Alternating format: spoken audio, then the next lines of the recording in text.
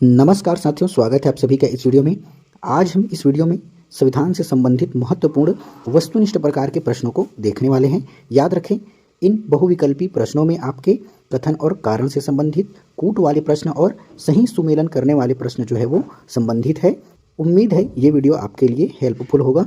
तो चलिए बिना देरी किए हम लोग सबसे पहले क्रम में संविधान की प्रस्तावना से संबंधित महत्वपूर्ण प्रश्नों को देखते हैं। सबसे पहला प्रश्न है, भारतीय संविधान की प्रस्तावना को संविधान की क्या कहा जाता है? आत्मा और कुंजी, मौलिक अधिकार, नीति निर्देशक तत्व या अनुसूची? तो इसका सही आंसर है ऑप्शन नंबर ए, आत्मा और कुंजी संविधान की प्रस्तावना को कहा जाता है। अगला है, प्रस्तावना का मुख्य आधार पंडित जवाहरलाल नेहरू द्वारा पेश किया गया उद्देश्य प्रस्ताव था। इसे संविधान सभा में कब प्रस्तुत किया गया था?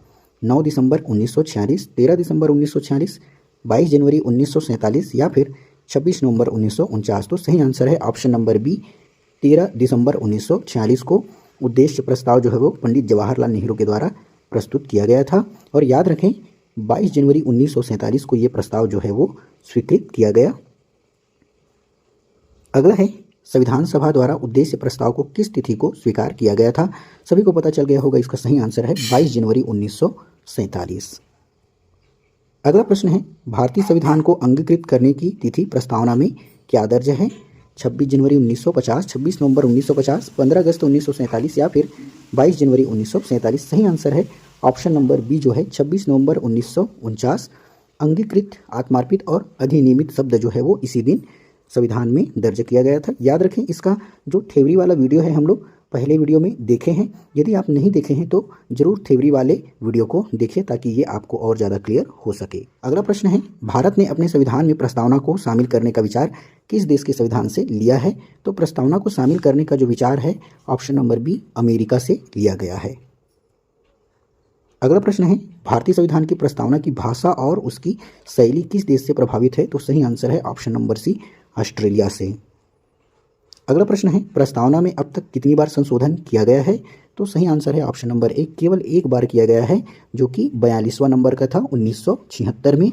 और इसी के तहत 3 नए शब्द जो है वो समाजवादी, पंथ निरपेक्ष और अखंडता को जोड़ा गया है। साथ ही मौलिक कर्तव्यों को भी इसी से जोड़ा गया है।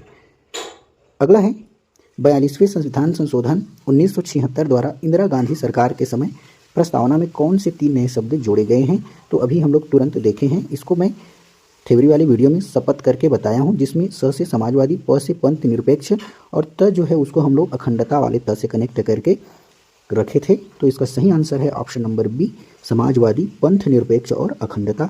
क्रम को बिल्कुल ऐसे ही पूछता है, इसीलिए आप लोग इस ट्रिक को जरूर याद रखें। अगला है, हम भारत के लोग शब्दावली का क्या अर्थ है? तो इसका सही अर्थ जो है, हम भारत के लोग जो है वो भारत की सर्वोच्च शक्ति जो है वो जनता में निहित है। कई बार प्रश्न ये जो है वो पूछा जाता है कि सर्वोच्च शक्ति का जो स्रोत है वो कौन सा है? तो जनता जो है वो सर्वोच्च शक्ति का स्रोत है। अगला है, भारतीय संविधान की प्रस्तावना में कितने प्रकार के न्याय का उल्लेख किया गया है? तो 3 प्रकार के न्याय, सामाजिक, आर्थिक और राजनीतिक का उल्लेख किया गया है। और इसे आप सार्थक राज करके याद रख सकते हैं, जिसमें स से सामाजिक और इसमें आर्थिक और ये राजनीतिक जो है वो न्याय इसकी बात कहता है। अगला है, प्रस्तावना के अनुसार नागरिकों को कितने प्रकार की स्वतंत्रता प्रदान की गई है? सही आंसर है ऑप्शन नंबर बी, 5 प्रकार। विचार, अभिव्यक्ति, विश्वास, धर्म और उपासना की स्वतंत्रता जो है वो प्रस्तावना में दिया गया है। अगला प्रश्न है, प्रस्तावना में कितने प्रकार की समता की बात कही गई है? तो इसका सही आंसर है ऑप्शन नंबर ए, 2 प्रकार, प्रतिष्ठा और अवसर की समानता जो है वो बात कही गई है। अगला प्रश्न है, किस प्रसिद्ध विद्वान ने प्रस्तावना को संविधान का परिचय पत्र कहा था? तो इसमें हम लोग देखे थे पी से परिचय पत्र और पी से पालकीवाल, अर्थात ऑप्शन नंबर बी इसका सही आंसर है, N.A. पालकीवाला। अगला है, किस विद्वान ने प्रस्तावना को हमारे संप्रभु लोकतांत्रिक गणराज्य की जन्म कुंडली कहा था? होरोस्कोप जो है। तो इसका सही आंसर है option number A, K.M. Munshi ने जन्म कुंडली कहा था।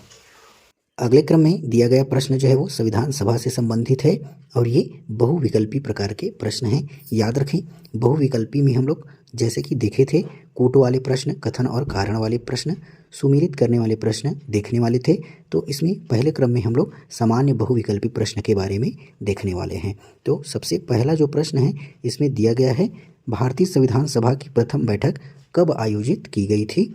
26 नवंबर 1949, 9 दिसंबर 1946, 11 दिसंबर 1946 या फिर 26 जनवरी 1950। इसका सही आंसर हो जाएगा ऑप्शन नंबर बी, 9 दिसंबर 1946 को संविधान सभा की प्रथम बैठक आयोजित की गई थी और इसी बैठक में अस्थायी अध्यक्ष के रूप में सच्चिदानंद सिन्हा को चुना गया था। सी नंबर में 11 दिसंबर 1946 को संविधान सभा की द्वितीय बैठक आयोजित की गई थी और इसमें स्थायी अध्यक्ष के रूप में डॉक्टर राजेंद्र प्रसाद को चुना गया था। दूसरा प्रश्न है, संविधान सभा की प्रारूप समिति के अध्यक्ष कौन थे? डॉक्टर राजेंद्र प्रसाद, पंडित जवाहरलाल नेहरू, डॉक्टर भीमराव अंबेडकर या फिर BN राव। सही आंसर हो जाएगा option number C, doctor Bhimrao Ambedkar प्रारूप समिति के अध्यक्ष थे। याद रखिए, प्रारूप समिति जो है वो 29 अगस्त 1947 को गठित की गई थी, अर्थात स्वतंत्रता के ठीक 14 दिन के बाद में, और इसमें कुल 7 सदस्य थे, जिसमें से एक अध्यक्ष और 6 जो है वो सदस्य थे, जिसे ट्रिक के माध्यम से हम देखे थे, जिसमें MMSAK, जिसमें मित्र, मुंशी, सादुल्ला, अयंगर, अय्यर और खेतान जो है वो सम्मिलित थे। BN राव जो है वो संवैधानिक सलाहकार थे। अगला है, भारतीय संविधान में राज्य के नीति निर्देशक तत्व किस देश के संविधान से लिए गए हैं? तो आप इसको सही आंसर देखेंगे तो ऑप्शन नंबर सी, आयरलैंड इसका सही आंसर हो जाएगा। नीति को आप लोग कनेक्ट कर लेंगे, नीति आया, जैसे हम लोग कोई नियम बनाते हैं तो बोलते हैं कि यह नियम जो है वो अस्तित्व में आया, तो नीति से आप संबंधित करेंगे, नीति आया तो आयरलैंड से, और ये संविधान के भाग 4 में वर्णित है, जिनका अनुच्छेद 36 से 51 में जिक्र जो है वो दिया गया है। अगला है, भारतीय संविधान की किस अनुसूची का संबंध दल बदल विरोधी कानून से है? 8वीं, 9वीं, 10वीं या फिर 11वीं? तो याद रखें, द से दल और द से 10वीं अनुसूची। सही आंसर हो जाएगा ऑप्शन नंबर सी, 10वीं अनुसूची से दल बदल विरोधी कानून जो है वो संबंधित है। 9वीं अनुसूची के बारे में बात करेंगे तो आप लोग नभ शब्द करके याद रखेंगे, न से नौवां और भ से जो है वो भूमि सुधार।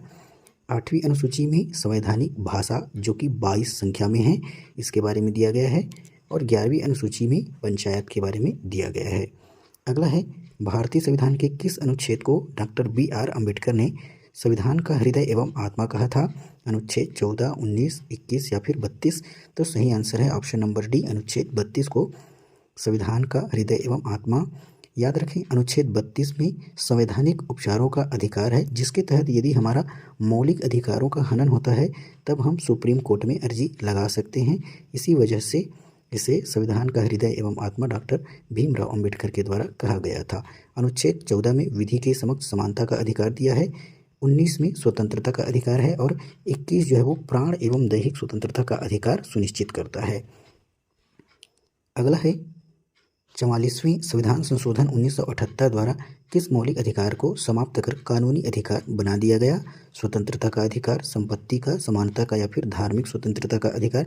सही आंसर है ऑप्शन नंबर बी, संपत्ति के अधिकार को 44वें संविधान संशोधन 1978 के द्वारा कानूनी अधिकार बना दिया गया, और इसे अनुच्छेद 31 से हटाकर अनुच्छेद 300A के तहत एक विधिक अधिकार का दर्जा दिया गया है।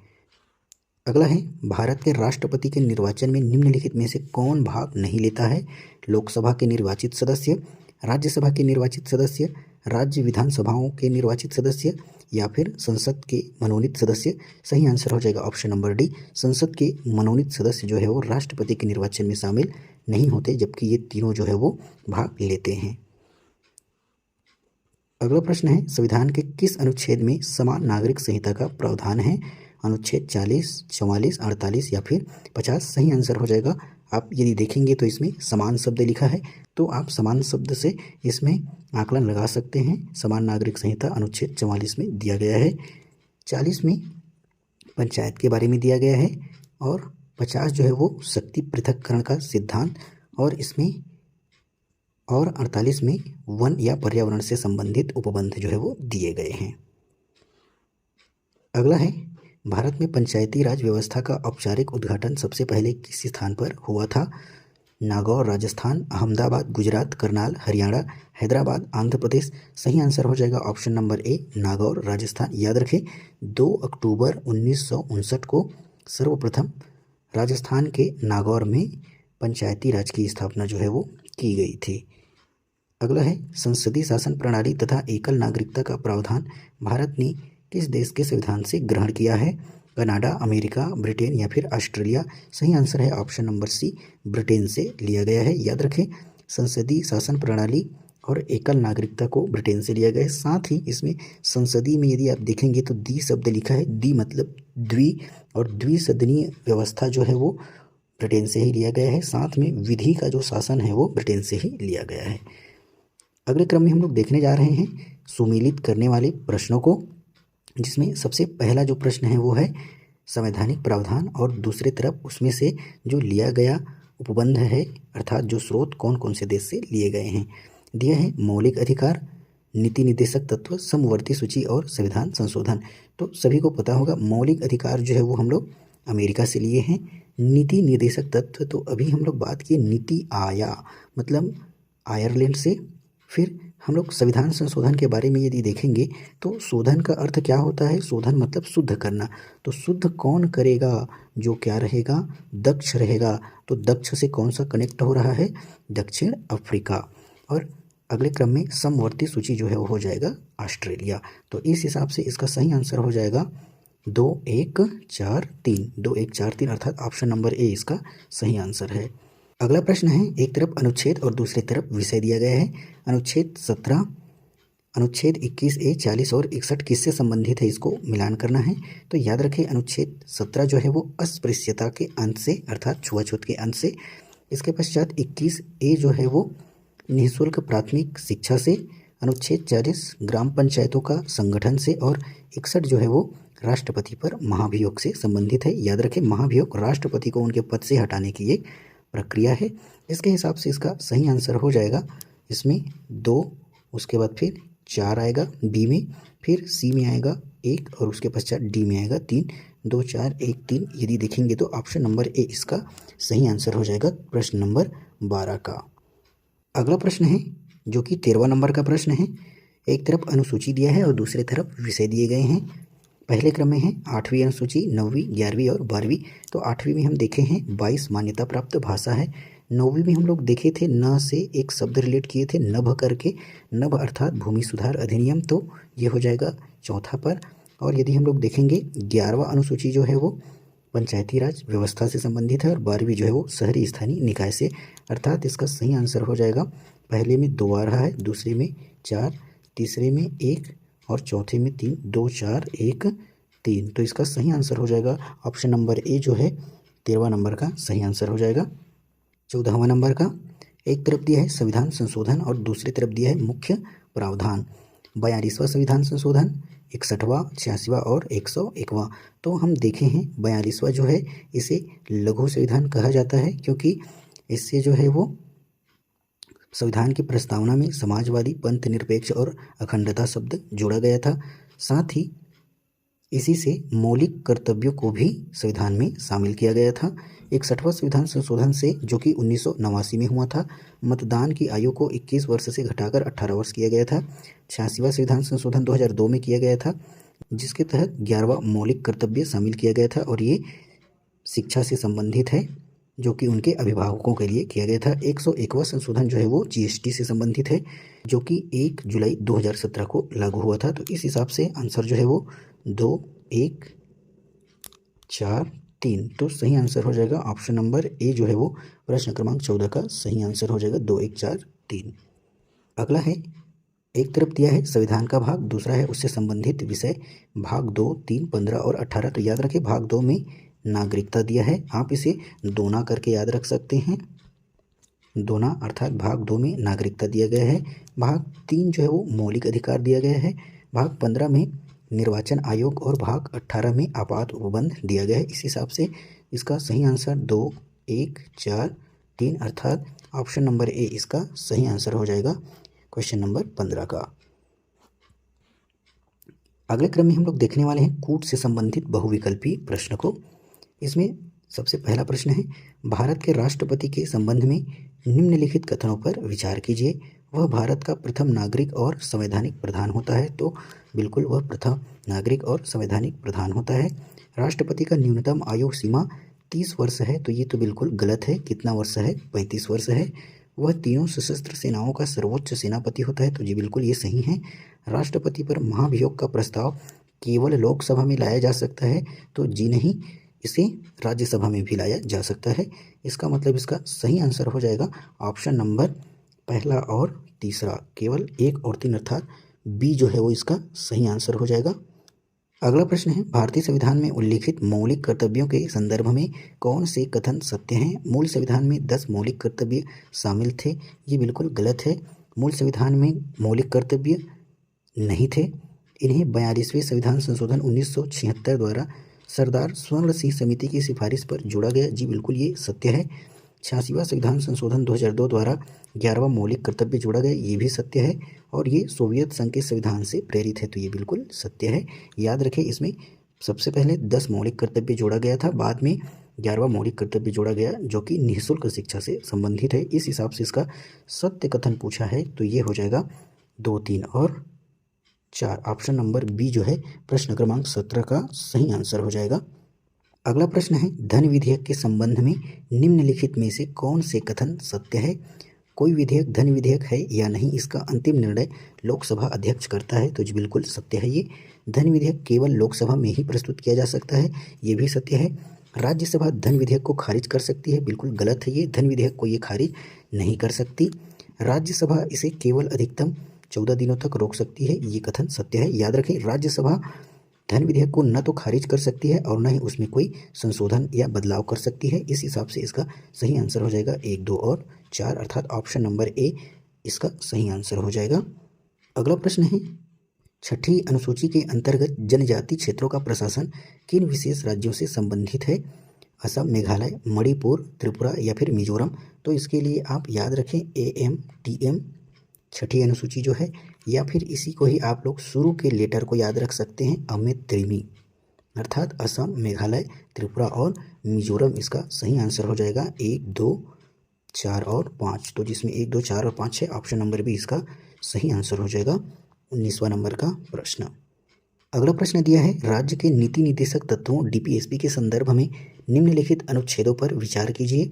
अनुच्छेद 39A समान न्याय और निःशुल्क कानूनी सहायता। अनुच्छेद 48A पर्यावरण, वन तथा वन्य जीवों का संरक्षण। 50 कार्यपालिका और न्यायपालिका का पृथक्करण। 51 अंतर्राष्ट्रीय शांति और सुरक्षा की अभिवृद्धि। याद रखिए, ये सभी विकल्प जो है वो सत्य है, अर्थात इसका सही आंसर है ऑप्शन नंबर डी 1, 2, 3, 4। अगला प्रश्न है जो कि कथन एवं कारण से संबंधित है, 21वां नंबर का।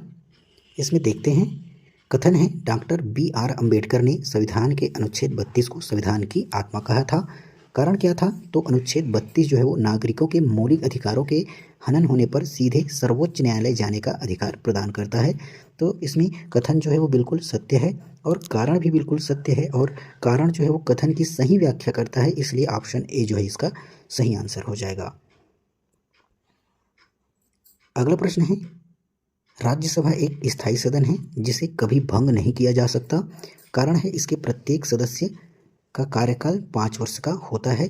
तो देखते हैं, इसमें राज्यसभा का एक स्थायी सदन है, तो बिल्कुल ये सत्य है, इसे कभी भी भंग नहीं किया जा सकता।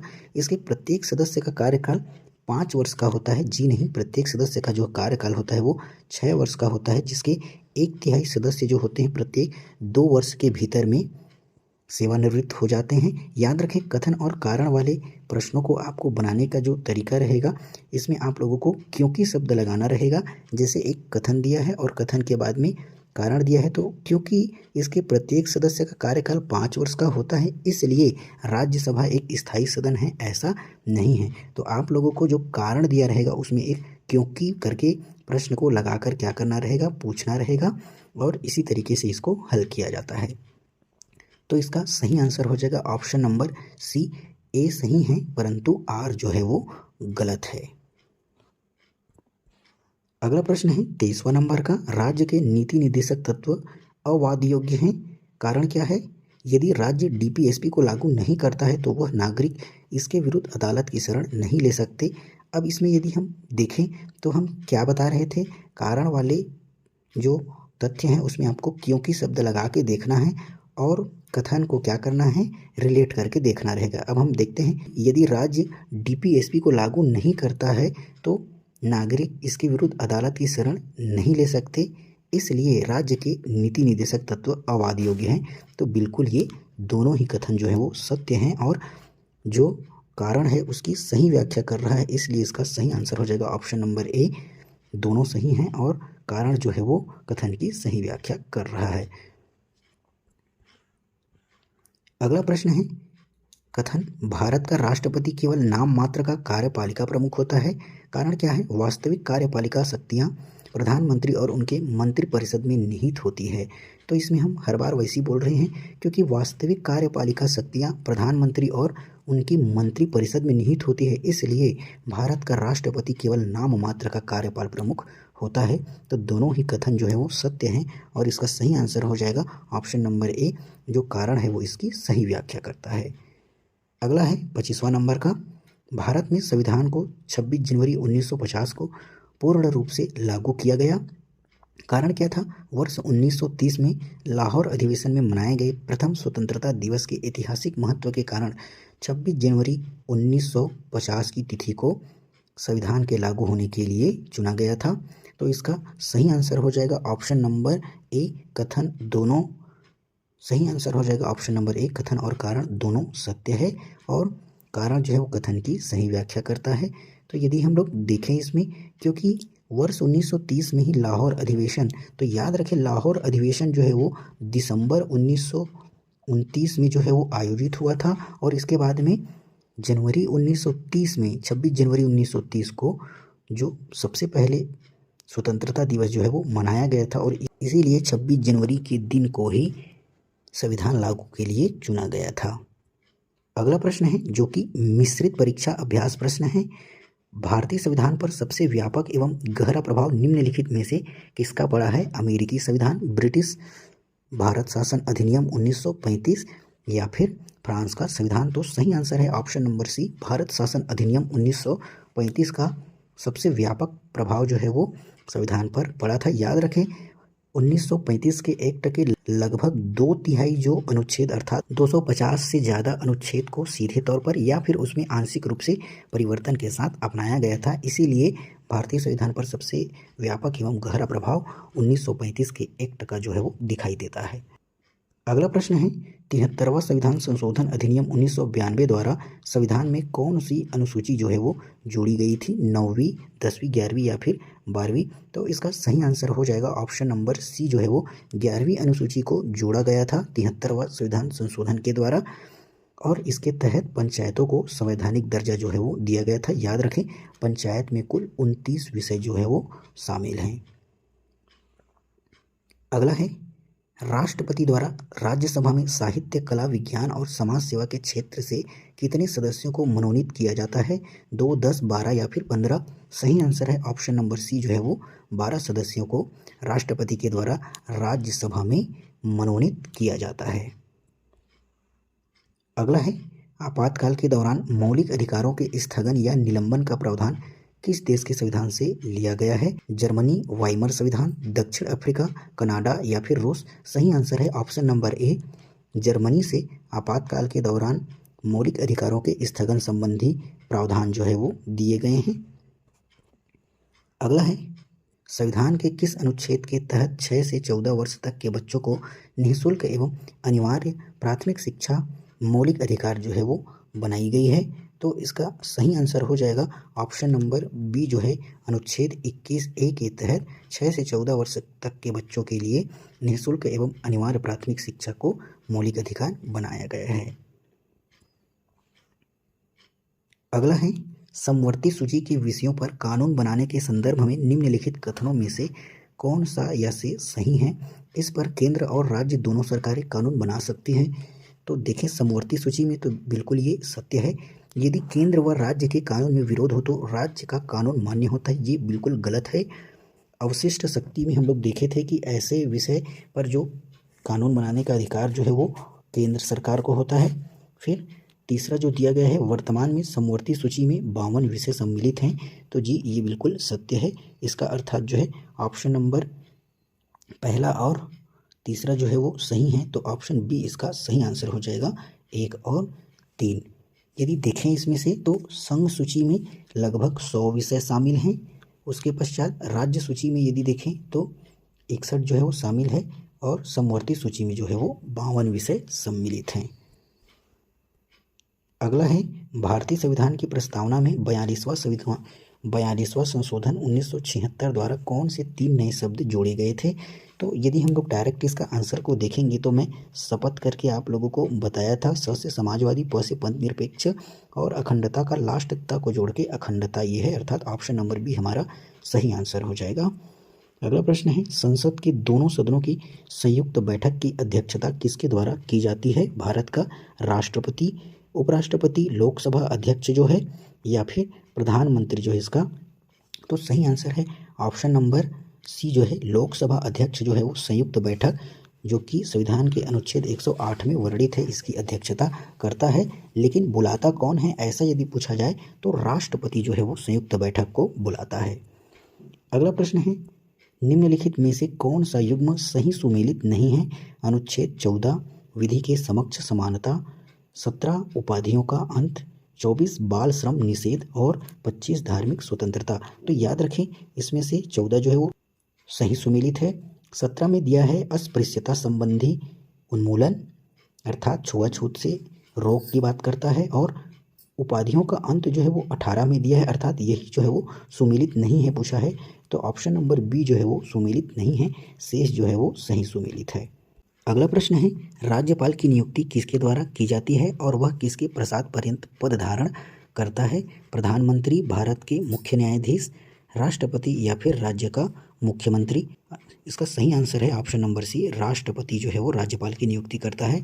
और राज्यपाल जो है वो राष्ट्रपति के प्रसाद पर्यंत ही पद धारण करता है। प्रसाद पर्यंत अर्थात जब तक राष्ट्रपति चाहे तभी तक जो है वो राज्यपाल पद धारण कर सकता है। और इसके जो नियुक्ति संबंधी उपबंध है वो कौन से अनुच्छेद में है, तो 155 में दिया गया है।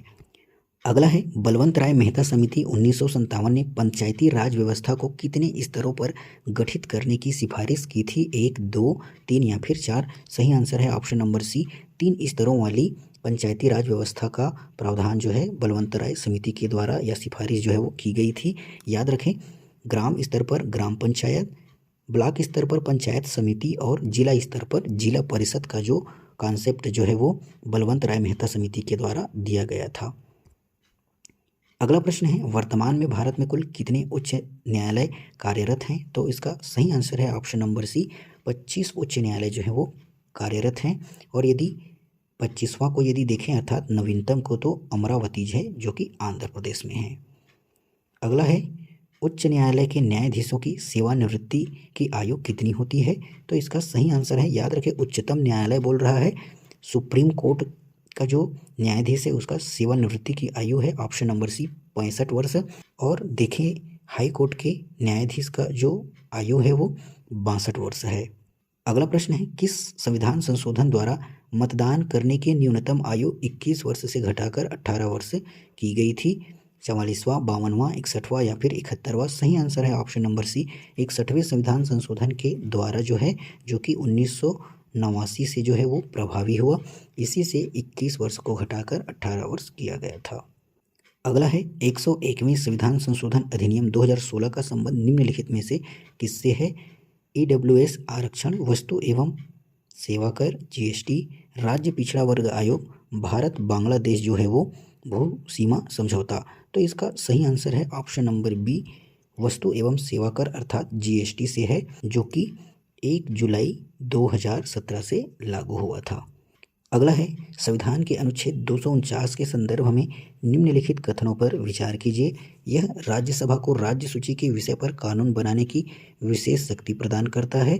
तो बिल्कुल सत्य है, राज्यसभा को राज्य सूची के विषय पर कानून बनाने की विशेष शक्ति प्रदान करता है। इसके लिए राज्यसभा को उपस्थित व मतदान करने वाले सदस्यों के 2/3 बहुमत से प्रस्ताव पारित करना होता है। तो बिल्कुल ये भी सत्य है। संसद द्वारा बनाया गया यह कानून स्थायी रूप से लागू रहता है।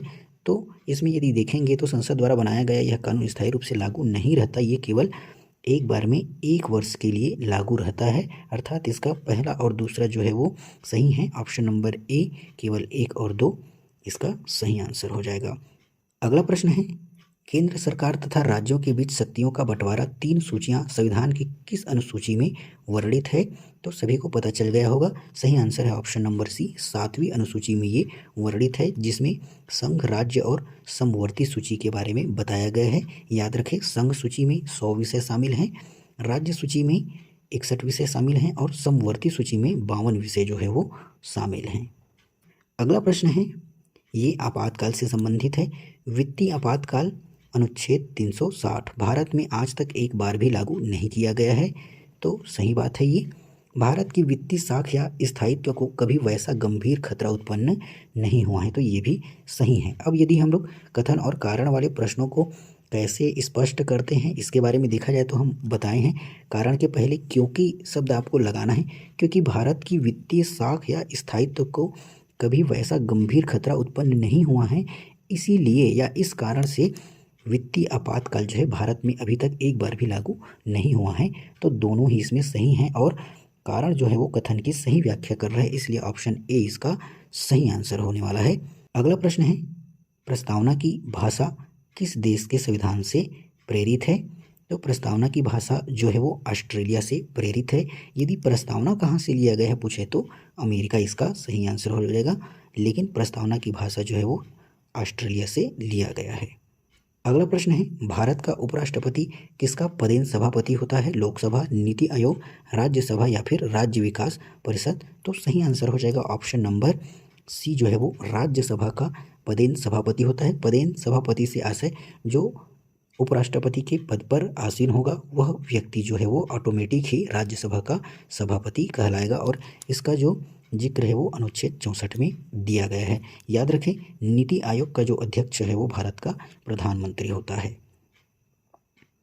अगला है, मौलिक अधिकारों का उल्लेख संविधान के किस भाग तथा अनुच्छेदों में है? तो देखते हैं, इसमें भाग 2 जो है अनुच्छेद 5 से 11 तो हम देखे थे, 2 से तो ये नागरिकता से संबंधित है, और मौलिक को यदि देखेंगे तो ये भाग 3 जो कि अनुच्छेद 12 से 35 में दिया गया है, इसी से संबंधित है भाग 3 से मौलिक अधिकार। भाग 4 जो है वो राज्य के नीति निर्देशक तत्व से संबंधित है और भाग 4A में मौलिक कर्तव्य को बताया गया है। तो इस प्रश्न का सही आंसर हो जाएगा ऑप्शन नंबर बी, मौलिक अधिकार भाग 3 से संबंधित है। अगला प्रश्न है, लोक सेवा आयोग का गठन किस अनुच्छेद के अंतर्गत किया गया है? अनुच्छेद 280, 312, 315 या फिर 324? इसका सही आंसर हो जाएगा ऑप्शन नंबर सी, अनुच्छेद 315 के तहत लोक सेवा आयोग अर्थात यूपीएससी एवं स्टेट पीएससी का जो गठन है वो किया गया है। 280 में देखा जाए तो ये वित्त आयोग के बारे में बताया गया है, 312 में अखिल भारतीय सेवा के बारे में और 324 में निर्वाचन आयोग के बारे में बताया गया है। अगला है, संघ लोक सेवा आयोग या सिविल सेवा परीक्षाओं की ऐतिहासिक शुरुआत विश्व में सबसे पहले कहाँ हुई थी? तो सही आंसर है ऑप्शन नंबर सी, चीन में इसकी शुरुआत जो है वो सबसे पहले हुई थी। अगला प्रश्न है, 103वें संविधान संशोधन 2019 के द्वारा समाज के किस वर्ग को 10% आरक्षण प्रदान किया गया? तो सही आंसर है आर्थिक रूप से कमजोर सामान्य वर्ग अर्थात EWS इकोनॉमिक वीकर सेक्शन को दिया गया है। ऑप्शन नंबर बी इसका सही आंसर है। अगला प्रश्न है, संविधान संशोधन की प्रक्रिया किस देश से ग्रहण की गई है? दक्षिण अफ्रीका, रूस, अमेरिका या फिर फ्रांस? तो हम लोग देखे थे शोधन की प्रक्रिया कौन करता है?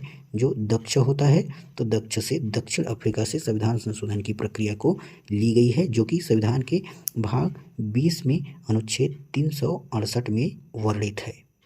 अगले क्रम में हम लोग देखने वाले हैं जो कि वर्तमान में हाल ही में हुए अलग अलग परीक्षाओं में पूछा गया जो है वो प्रश्न है, जो कि CG, SI प्री, अनुरेखक, सब ऑडिटर और इन अलग अलग जैसे प्रयोगशाला परीक्षाओं में पूछे गए प्रश्नों का संग्रह है। तो सबसे पहला प्रश्न जो है, निम्नलिखित में से किस समिति की अनुशंसा पंचायत उपवन अनुसूचित क्षेत्रों तक विस्तार अधिनियम, जिसका नाम पेशा है, 1996 के उद्भव एवं लागू किए जाने का कारण माना जाता है? अशोक मेहता समिति, भूरिया समिति, बलवंत राय मेहता समिति या फिर GVK राव समिति? सही आंसर है ऑप्शन नंबर बी, भूरिया समिति। याद रखिए, भूरिया समिति का जो गठन है 1994 में हुआ था और इनका जो इसके तहत जो एक्ट आया 1996 में, पेशा एक्ट। पेशा का फुल फॉर्म यदि देखा जाए तो panchayat extension to schedule area, ये इसका फुल फॉर्म है और शेड्यूल एरिया में पंचायत की स्थापना के लिए ये लाया गया था। अगला प्रश्न है, भारत की संसद में शामिल हैं, तो सही आंसर है संसद में जो है वो option number C, Lok Sabha, Rajya Sabha और राष्ट्रपति जो है वो संसद में शामिल हैं। याद रखिए हम लोग इसको सरल करके एक ट्रिक से देखे थे, जिसमें स से संसद जो कि 79 में था, फिर र से राज्यसभा 80 में और ल से लोकसभा जो कि 81 में दिया गया था। अगला प्रश्न है, आधुनिक राज्य संरचना में प्रत्यक्ष लोकतंत्र की विशेषताओं के संदर्भ में संभावित उपकरण है पहल, रायशुमारी, वापस बुलाया जाना या जनमत संग्रह। इसका सही आंसर है ऑप्शन नंबर डी, ये सभी। याद रखें हाल ही में होने वाले पेपर से कई बार उनमें दिए गए प्रश्न जो है आने वाली परीक्षाओं में भी पूछे जाते हैं, इसीलिए आपको इसको जरूर तैयार करना है ताकि आप लोगों को इनसे फायदा मिल सके। अगला प्रश्न है, निम्नलिखित में से कौन सा एक सही सुमेलित नहीं है, पूछा है। सही सुमेलित नहीं है उसको बताना है। अनुच्छेद 153 राज्यपाल के पद का प्रावधान, तो ये तो सत्य है। 154 में राज्य की कार्यपालिका शक्ति, ये भी सही है। 155 राज्यपाल को हटाना, ये गलत है क्योंकि 155 में राज्यपाल की नियुक्ति दिया गया है जिसे राष्ट्रपति के द्वारा किया जाता है, और 156 राज्यपाल की पदावधि दिया गया है, बिल्कुल ये सत्य है। राज्यपाल का जो पद होता है वो राष्ट्रपति के प्रसाद पर्यंत जो है वो होता है, तो इसमें ऑप्शन नंबर सी इसका सही आंसर है, ये जो है सुमेलित नहीं है। अगला प्रश्न है, भारत के संविधान में किस अनुसूची में पुलिस एवं लोक व्यवस्था का उल्लेख है। सही आंसर हो जाएगा ऑप्शन नंबर ए जो है 7वीं अनुसूची, जिसमें सूची विभाजन को दिया गया है और पुलिस और लोक व्यवस्था जो है वो राज्य सूची का जो है वो विषय है। अगला प्रश्न है, दी गई सूची के अनुसार निम्नलिखित भारतीय राष्ट्रपतियों को उनके कार्यकाल के अवरोही कालानुक्रमिक क्रम में व्यवस्थित करें। डॉक्टर जाकिर हुसैन, नीलम संजीव रेड्डी, ज्ञानी जैल सिंह, के.आर. नारायणन और श्री प्रणब मुखर्जी जो है वो दिया गया है। तो इसका सही विकल्प पर यदि हम लोग बात करें तो सबसे पहले हम लोग क्रम को देख लेते हैं कि कौन सा क्रम इसमें आने वाला है। सबसे पहले क्रम में आएगा जाकिर हुसैन, दूसरे क्रम में जो है वो नीलम संजीव रेड्डी, तीसरे क्रम में ज्ञानी जैल सिंह, चौथे में के.आर. नारायणन और पाँचवें क्रम में श्री प्रणब मुखर्जी जो है वो आने वाला है। इस हिसाब से इसका सही आंसर KLMNO, तो KLMNO ऑप्शन नंबर डी इसका सही आंसर है। आप इसे अलग अलग ट्रिक के माध्यम से भी याद रख सकते हैं ताकि इसको कभी भी आप भूल ना सकें, क्योंकि ऐसे प्रश्न अक्सर गलत होने के चांसेस जो है वो बन जाते हैं। आप इसे कैसे याद रख सकते हैं, जाकर रेडी हुआ ज्ञान पाने के लिए और वह ज्ञान जब पाया तो क्या बन गया, नारायण, और नारायण बनने के बाद में उन्होंने प्रण किया कि अब मैं कभी भी जेल जाने वाला काम नहीं करूँगा। तो इस हिसाब से जाकिर हुसैन, नीलम संजीव रेड्डी, ज्ञानी जैल सिंह, के.आर. नारायणन और प्रणब मुखर्जी, इस तरीके से आप अपने तरीके से भी ट्रिक बनाकर याद रख सकते हैं ताकि आपका ये प्रश्न जो है वो गलत ना हो। अगला प्रश्न है, भारतीय संविधान में स्वतंत्रता का अधिकार किन अनुच्छेदों में वर्णित किया गया है। तो सही आंसर है ऑप्शन नंबर सी जो है स्वतंत्रता का अधिकार जो है वो 19 से 22 में दिया गया है। अगला प्रश्न है, भारत के राष्ट्रपति पर महाभियोग लगाने का अधिकार किसको है। तो इसका सही आंसर है ऑप्शन नंबर सी, संसद के दोनों सदनों को भारत के राष्ट्रपति पर महाभियोग लगाने का जो अधिकार है वो दिया गया है और ये अनुच्छेद 61 में वर्णित है। याद रखिए ये राष्ट्रपति को उसके पद से हटाने का एक संवैधानिक प्रक्रिया है। अगला प्रश्न है, संसद के दोनों सदनों की संयुक्त बैठक की अध्यक्षता कौन करता है। सही आंसर है इसमें लोकसभा का अध्यक्ष, ऑप्शन जो है ए केवल के जो है अर्थात लोकसभा का अध्यक्ष जो है वो संयुक्त बैठक की अध्यक्षता करता है और इसे बुलाता कौन है यदि पूछा जाए तो राष्ट्रपति बुलाता है अनुच्छेद 108 के तहत। अगला प्रश्न है, निम्नलिखित में से कौन सा कथन भारतीय संविधान के दर्शन के अनुरूप नहीं है। धार्मिक अल्पसंख्यकों की आवश्यकताओं के प्रति संवेदनशील, एक साझा राष्ट्रीय पहचान के निर्माण के प्रति प्रतिबद्धता, एक समान सांस्कृतिक आत्मसातीकरण पर बल देना, सामुदायिक मूल्यों को मान्यता देना। सही आंसर है ऑप्शन नंबर सी, एक समान सांस्कृतिक आत्मसातीकरण पर बल देना करके। याद रखिए भारत जो है वो विविधताओं वाला देश है और यहाँ पर अलग अलग धर्म और मान्यता वाले लोग जो है वो रहते हैं और भारत में सभी लोगों को अपने अपने धर्मों और मान्यताओं को मानने का अधिकार है, अर्थात उनको केवल एक ही प्रकार की संस्कृति को आत्मसातीकरण के लिए बल नहीं देता। तो ऑप्शन नंबर सी इसका सही आंसर हो जाएगा। इसका जिक्र जो है वो अनुच्छेद 29 और 30 में जो है वो दिया गया है। अगला प्रश्न है, निम्नलिखित भारतीय राज्यों को उनके गठन के सही कालानुक्रम में व्यवस्थित कीजिए। अरुणाचल प्रदेश, नागालैंड, हिमाचल प्रदेश, सिक्किम और छत्तीसगढ़। तो इसका यदि हम लोग सही आंसर की बात करें तो सबसे पहले में यदि देखेंगे तो नागालैंड जो है वो 1963 में बना। उसके पश्चात हिमाचल प्रदेश जो है वो 1971 में, सिक्किम जो है वो 1975 में, छत्तीसगढ़ को सभी को पता है सन 2000 में, और जो अरुणाचल प्रदेश है वो जो बना है वो 1987 में। तो इस हिसाब से इसका आंसर यदि हम लोग देखें तो इसमें सबसे पहले क्रम में आ जाएगा नागालैंड, दूसरे में हिमाचल प्रदेश, फिर सिक्किम, सिक्किम के बाद में अरुणाचल प्रदेश और ये छत्तीसगढ़। आप इसे कैसे याद रख सकते हैं, नाही किम अरुण छत्तीस, ऐसे आप लोग याद रख सकते हैं। नाही किम मतलब नागालैंड, हिमाचल प्रदेश, सिक्किम, उसके पश्चात में फिर है अरुणाचल प्रदेश और फिर छत्तीसगढ़। इस तरीके से यदि हम लोग आंसर को देखेंगे तो इसका सही विकल्प हो जाएगा LMN, उसके बाद में फिर K और O, ऑप्शन नंबर ए इसका सही आंसर हो जाएगा। अगला प्रश्न है, भारतीय संविधान द्वारा प्रदत्त मौलिक अधिकारों को सही क्रम अनुच्छेदवार में व्यवस्थित कीजिए। शोषण के विरुद्ध अधिकार, स्वतंत्रता का अधिकार, धार्मिक स्वतंत्रता का जो अधिकार है, उसके पश्चात समानता का अधिकार, शैक्षणिक तथा सांस्कृतिक अधिकार। याद रखें सबसे पहले क्रम में जो आता है वो समानता का अधिकार जो सबसे पहला है, उसके पश्चात में स्वतंत्रता का अधिकार दूसरे क्रम में है, फिर तीसरे क्रम में आता है शोषण के विरुद्ध अधिकार, फिर चौथा क्रम का जो है वो धार्मिक स्वतंत्रता का अधिकार, और पाँचवें क्रम में जो है वो शैक्षणिक तथा सांस्कृतिक जो है वो अधिकार शामिल है। अब यदि हम लोग अनुच्छेद को देखेंगे तो समानता का अधिकार जो है वो अनुच्छेद 14 से 18 में वर्णित है। दूसरा स्वतंत्रता का अधिकार 19 से 22 अभी हम लोग ऊपर में देखे थे। उसके पश्चात शोषण के विरुद्ध जो अधिकार है वो 23 और 24 में दिया गया है। इसके पश्चात चौथा वाला जो है जो कि धार्मिक स्वतंत्रता का अधिकार है ये 25 से 28 में दिया गया है, और लास्ट शैक्षणिक तथा सांस्कृतिक अधिकार जो दिया गया है वो 29-30 जो कि अभी हम लोग तत्काल ऊपर में देखे हैं। इस हिसाब से इसका सही विकल्प जो है वो ऑप्शन नंबर सी, सबसे पहले समानता का अधिकार अर्थात एन आएगा, फिर एल, फिर के पश्चात एम और अंत में ओ जो है ऑप्शन नंबर सी इसका सही आंसर हो जाएगा। अगला प्रश्न है, 1979 से 1991 तक भारत के प्रधानमंत्रियों को सही क्रम में व्यवस्थित कीजिए। इंदिरा गांधी, वीपी सिंह, चंद्रशेखर, राजीव गांधी, चौधरी चरण सिंह। तो इसका यदि हम लोग सही आंसर को देखेंगे तो ऑप्शन नंबर बी जो है उसका सही आंसर हो जाएगा। सबसे पहले जो है वो चौधरी चरण सिंह जो है वो सबसे पहले आया, जो कि 1979 से 1980 तक था। इसके पश्चात दूसरे क्रम में यदि हम लोग देखेंगे तो इंदिरा गांधी का जो आया था, इंदिरा गांधी का जो कार्यकाल था 1980 से 84 के बीच में था। इसके पश्चात में राजीव गांधी 84 से 89, राजीव गांधी के बाद वीपी सिंह जो है वो 89 से 90 और चंद्रशेखर जो है वो 90 से 91 के बीच में। तो इस तरीके से इसका सही आंसर है ऑप्शन नंबर बी। अगला प्रश्न है, संविधान सभा किस प्रावधान के तहत बनाई गई थी? तो सही आंसर है option number C, cabinet mission योजना, जो कि 1946 में आया था और इसमें 3 सदस्य जो थे शामिल थे। इसके पहले भी क्रिप्स मिशन जो है वो 1942 में संविधान सभा देने के लिए आया रहता है, लेकिन ये जो है वो असफल हो जाता है। अगला प्रश्न है, संविधान सभा की प्रथम बैठक कब आयोजित की गई थी? तो सभी को पता है 9 दिसंबर 1946 को इसकी बैठक आयोजित की गई थी। अगला प्रश्न है, उत्प्रेषण लेख का शाब्दिक अर्थ क्या है?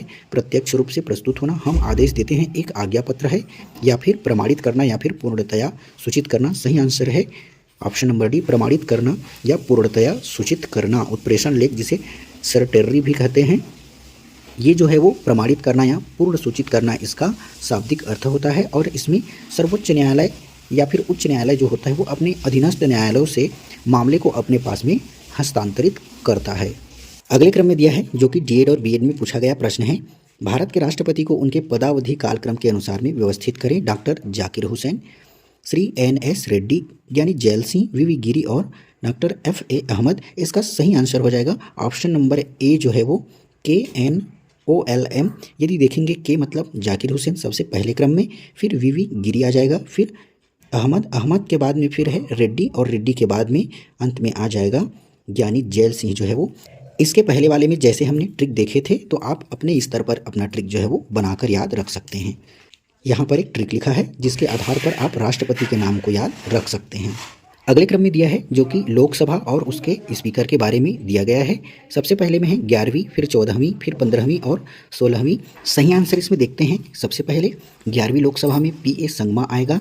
उसके पश्चात में जो 14वीं लोकसभा है उसमें सोमनाथ चटर्जी जो है, फिर 15वीं में आएगा आपका मीरा कुमार और 16वीं में आएगा सुमित्रा महाजन। इस हिसाब से 4 जो है वो पहला आएगा, 4 के पश्चात में आएगा फिर दूसरा में 3 आएगा, उसके बाद में फिर सी नंबर में आएगा आपका दूसरा और डी नंबर में आएगा पहला। 4 3 2 1, तो इसमें ऑप्शन नंबर 4 3 2 1 जो है वो बी नंबर का इसमें सही आंसर हो जाएगा, 4 3 2 1। अगला है प्राथमिक शिक्षा के संबंध में किस अनुच्छेद में स्पष्ट निर्देश है? राज्य इस संविधान के लागू होने के समय से 10 वर्ष के भीतर 14 वर्ष तक की आयु के बच्चों की अनिवार्य एवं निःशुल्क शिक्षा की व्यवस्था जो है वो करेगा। तो इसका अनुच्छेद जो है वो ऑप्शन नंबर डी 45 जो है वो सही आंसर है। अगला प्रश्न है और ये अंतिम प्रश्न है जो कि पूछा हुआ है। निम्नलिखित को सुमेलित कीजिए। संविधान का भाग और एक तरफ दिया है उसके विषय, तो इसमें दिया है भाग 8, 9, 10 और 11। तो सभी को पता है कि भाग 9 जो है वो पंचायत से संबंधित है, भाग 10 जो है वो अनुसूचित जनजाति क्षेत्र से संबंधित है और 11 जो है वो संघ और राज्य के बीच में संबंध है जिसमें विधायी और प्रशासनिक संबंध दिया गया है और 8वीं में जो है वो संघ राज्य क्षेत्र के बारे में बताया गया है। तो ये रहे साथियों आपके पूरे संविधान के महत्वपूर्ण वस्तुनिष्ठ प्रकार के प्रश्न। हमने इस वीडियो में हाल ही में हुए परीक्षाओं में पूछे गए प्रश्नों को भी कवर किया है। उम्मीद है इन प्रश्नों में से आपको लाभ जरूर मिलेंगे। किसी प्रकार की त्रुटि या गलती होने की स्थिति में हमें अवगत जरूर कराएं ताकि हम उसको सुधार कर सकें। धन्यवाद।